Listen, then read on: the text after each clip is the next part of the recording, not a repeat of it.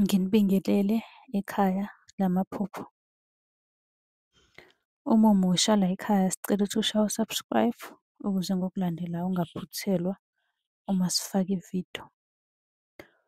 Ukubaluleka-ke kokuthi u-subscribe, senzela ukuthi uma ubuza umbuzo kwi-comment, sithi masibuya nevidiyo eyimpendulo, i-notification izongena kumakhalekhukhwini wakho, ebese ividiyo-ke uyayibona ngokushesha kanjalo. Kanti uma unga-subscribe-ile, angeke uze ubone nhlobo ukuthi cha, impendulo usuyitholile. Ngakho-ke uma unombuzo buza kwi-comment sizokwenzela ividiyo. Uyakwazi futhi ukusi-inbox-a lapha ku-TikTok, usi-follow-we, inbox ucele inombolo ka-WhatsApp ozobuza njalo kuyona ekuseni uma-ke kukhona isibonakaliso obenaso. Nokubaluleka nje kokuthi-ke uwazi ukuthi ngabe lokho osuke ukuphuphile kubika ukuthini. Ake singene-ke kwelanamhlanje sikuchaza. Ake sikhulume ngokuba sesikoleni-ke ukuthi kusho ukuthini ngoba leli phupho lihlupha abantu abaningi.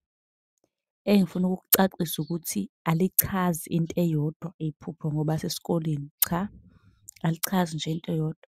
Abantu abaningi uzobezwa bethi hamba uyothwasa, yenza lokhu, yenza lokhu, kanti cha, alisho into eyodwa. Ziningi kahle iy'ncazelo ngokuphupha usesikoleni. Ake nje siqale sichaze. Ukuphupha isikole kungabuye kubike ukuthi kumele uthwase. Uma-ke kuwukuthi ubhala iy'vivinyo zakho, kubike ukuthi kukhona ozobhekana nakho maduzane nje.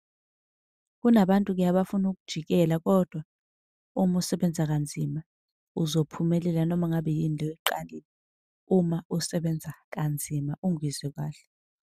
Uma ufunda izincwadi zesikole kusho ukuthi uzojabula maduzane ngenxa yokusebenza kwakho okunzima noma ngokuzikhandla. Uma uphupha usesikoleni usuke unabantu abadala kwesinye isikhathi ungezwe kahle. Usuke unabantu abadala kanti-ke isikhathi kuyenzeka ukuthi-ke uphuphe inyanga ikufundisa. Lokho kusuke kusho ukuthi-ke kufanele uthathe izinto zakho uhambe uyothwasa. Kahle kahle unezinto zabantu abadala, unabantu abadala.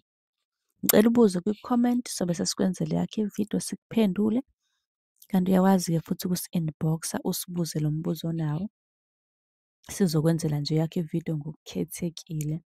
Ucele-ke nenamba ka-WhatsApp kwi-inbox la esokuphendula njalo ku-WhatsApp ekuseni uma-ke uphuphile. Sicela ukuthi u-subscribe ku-TikTok uphinde u-subscribe naku-YouTube ukuze ungaphuthelwa-ke mhla sesiphosta noma sifaka le mpendulo wena ozoyibuza la kwi-comment.